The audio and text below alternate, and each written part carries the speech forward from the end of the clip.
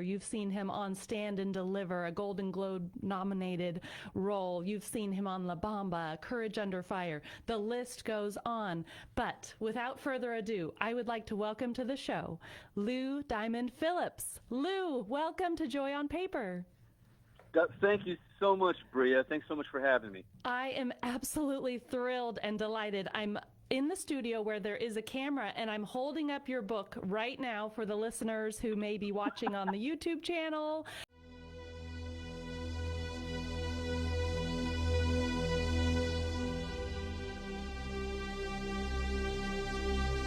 Hi, and welcome to the Sci-Fi and Sunshine podcast.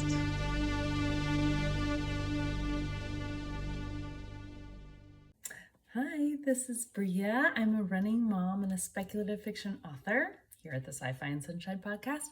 And this is going to be a little mini-series, I guess. I'm going to do a 4-part podcast extravaganza. And the thing I'm doing is actually replaying an interview that I did with sci-fi author and Emmy-nominated actor Lou Diamond Phillips. So I had the opportunity to interview Lou back in 2023. And over the years, that interview has been something that people ask about and are interested in. So I thought, you know what? I'm going to do kind of a reshare of that whole interview, but I'm going to do it in 4 parts so that it'll kind of spread out over the next 4 weeks. And so that's what's coming. I hope you enjoy part 1. 4 p.m. right here on the Tan Talk Radio Network. This is the Tan Talk Radio Network.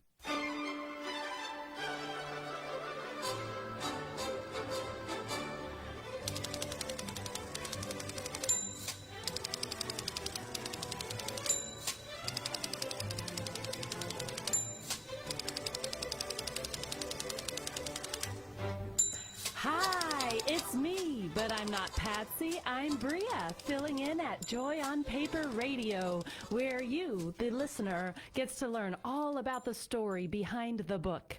We are here with a guest who hardly needs introduction, but I will just give you briefly this person that you already know. He's very famous. You have seen him on Longmire. You've seen him on Stand and Deliver, a Golden Globe nominated role. You've seen him on La Bamba, Courage Under Fire. The list goes on. But without further ado, I would like to welcome to the show Lou Diamond Phillips. Lou, welcome to Joy on Paper. Thank you so much, Bria. Thanks so much for having me. I am absolutely thrilled and delighted. I'm in the studio where there is a camera, and I'm holding up your book right now for the listeners who may be watching on the YouTube channel. Lou's book, The Tinderbox, Soldier of INDIRA.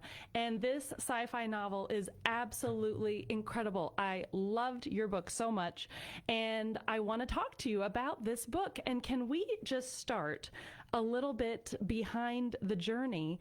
What even inspired you to write a novel after your incredible career? Not after, you're still in the middle of your incredible career. I'm still rolling.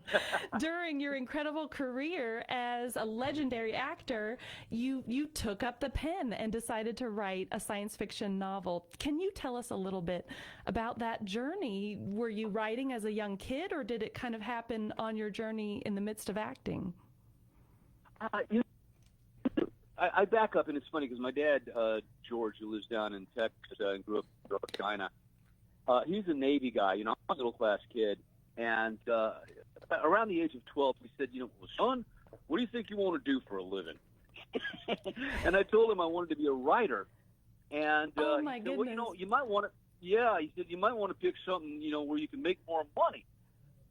And so I came back a year later and said, I'm going to be an actor. And he said, that's not what I had in mind. But I've wanted to be a writer as long as I've wanted to be an actor. I was an English minor and a drama major at the University of Texas at Arlington. And, I used to write a lot of narrative things. But I also wrote stage plays. And then when I got to Hollywood, I started writing screenplays and drifted in that direction. And didn't write narrative for a very, very long time. Okay. Okay. And then when my wife, my wife Yvonne, who, by the way, that beautiful cover, that's her illustration. Oh, I want to talk about that, but go on with this part of the story. Absolutely. Yeah, we definitely need to talk about the beautiful illustrations your wife has done. And so, she's done 30 of them in the book, but her work was literally the genesis of that book. Oh my When goodness, that's incredible. Yeah. When we first got together and started dating, she was reading some of my early narrative work, and I was looking at a lot of her artwork, which was just beautiful. And she used to draw in the anime and manga style. It was cool. You know? Yes, She would.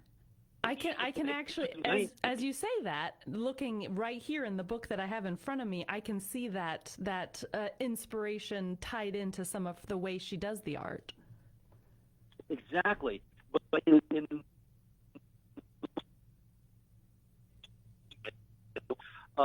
inspired by Hans Christian, and since it automatically reminded me of the Kurosawa influence on Star Wars. And I said to Yvonne, I said, this is a movie. And she said, well, go ahead and write it. You know? So I did. I'm so glad she the screenplay. suggested that, because we've got this great book. And so you really have been writing from a young age. You've had this passion for writing and for even screenplays, all different types of writing. So that is incredible. And like you said, going into a narrative that you've done here. So this journey and your wife kind of inspiring you from her art. Let's touch briefly. So there are 30 illustrations that she has done, and I'm just going to hold up the book. I know you can't see what I'm looking at, but you know what they look like. There are these incredible illustrations in the book that I just thought it just so richly draws the reader in even more. And in many ways, this is a young adult. That was your target audience, correct? Young adult? Well, you know, and that's the funny thing. I didn't set out to write a YA novel. Mm-hmm. When I thought about it, and as I said, I did it as a screenplay first, finished it, and thought, oh my gosh, nobody's going to give me this much money to direct this movie. And it was my manager who said, "Well, write the novel." And so that was a 10-year process.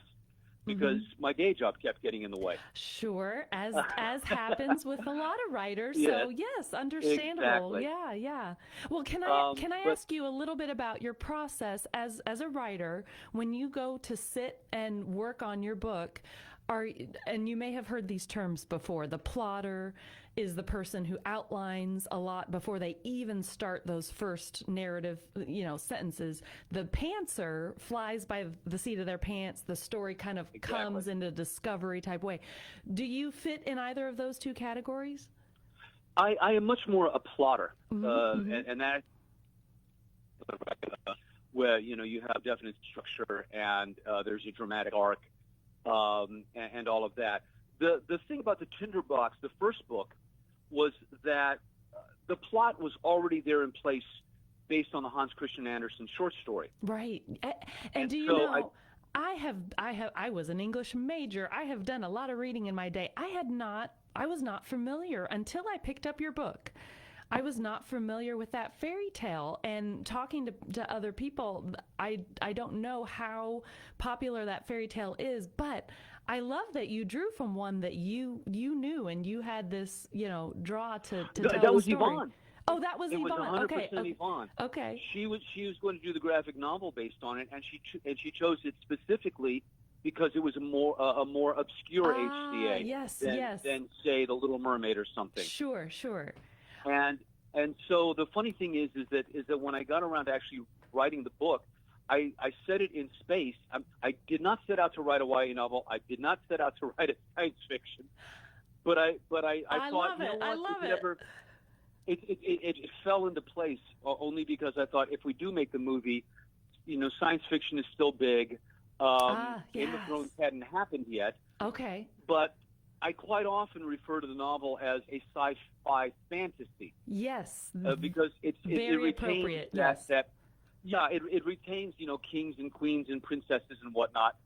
And you see there are very literal lifts from the Hans Christian Andersen, the dogs, the tree, the witch, but I extrapolate in what I hope is a very clever way that serves my narrative as opposed to and setting as opposed to Hans's.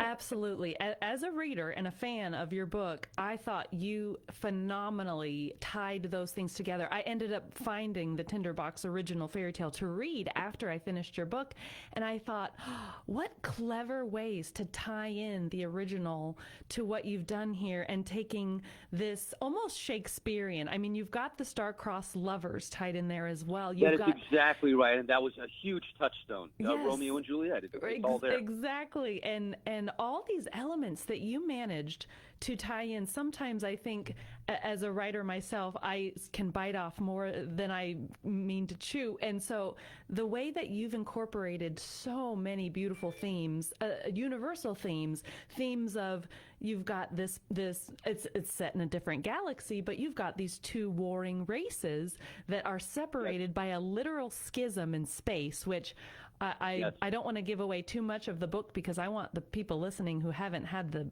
pleasure to go ahead and get this book and read it. But there are these wonderful imagery that you could tie into things going on in our present day, but it's set in a galaxy far, far away. You've got the kind of undercover prince who is wandering around in the desert at the very beginning of the book, who is kind of a little bit unsure about himself, and then he goes on this wonderful journey, has this wonderful arc, and then, like you said, you tie in the dogs and the tree, and you do it so beautifully with the science fiction backdrop.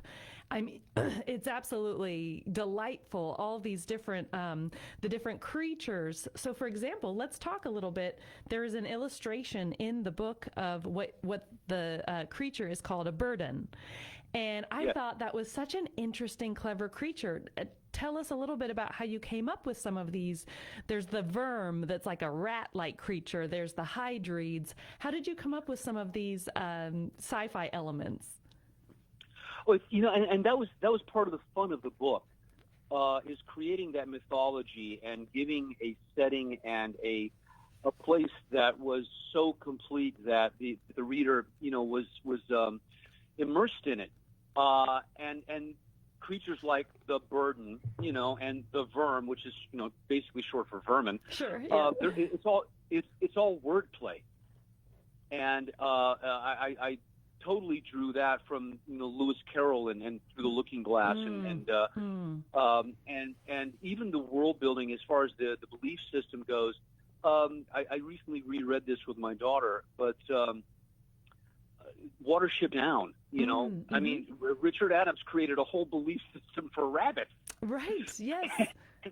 and Shakespeare and Neil Gaiman and a number of other influences that really helped me define this world in my head.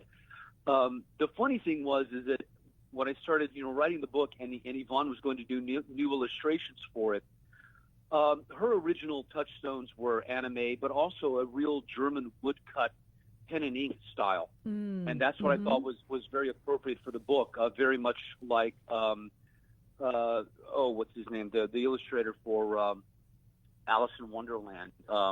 I mean, just amazing stuff. Yes, yeah, it does have a little bit of that look with exactly. Yes, with touches but of the said, anime. She got so angry. She got angry at me because she goes, "I don't do sci-fi. I don't trust spaceships. I just weird creatures. She's German, and so it's like, give me castles, give me." I said, "Draw what inspires you. You don't have to draw this other stuff." But then she got out of her comfort zone, and basically because David Bowie said, swim out to where you can't touch the bottom, and that's where you're going to be creative. Oh, what an incredible story, too, because for her, as she's also an artist, I mean, we're in the arts. We're talking about acting, writing, illustration. It's all within the realm of the fine arts. And so for her to be willing to do that, it's, as the reader, getting to look at these beautiful visuals.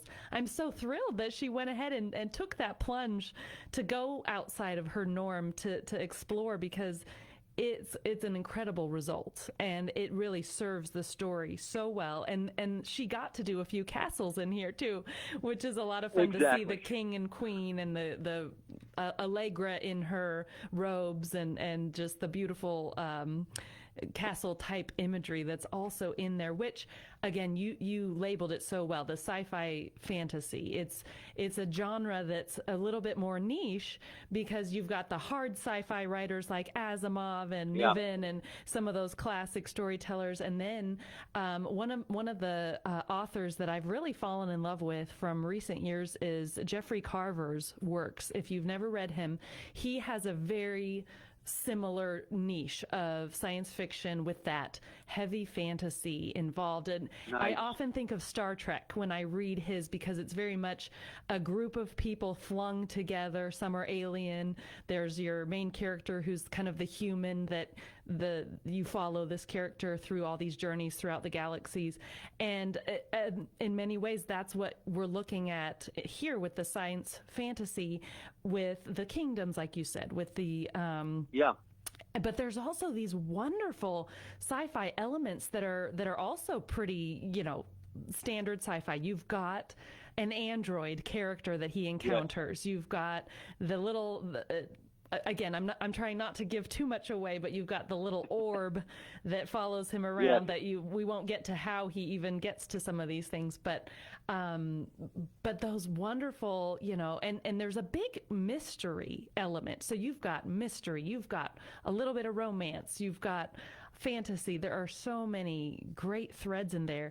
So there's a war going on. And so there's real, the military sci-fi element, because yes, the main character is a soldier, and that's where we find him kind of in the midst of a lost battle that he barely managed to survive. And so he's kind of off in this distant world that is unfamiliar and trying to scrape his way back to somehow survive. That's all for now. As you venture through this sci-fi world we all find ourselves living in, may you be the sunshine to the people around you today. Adios.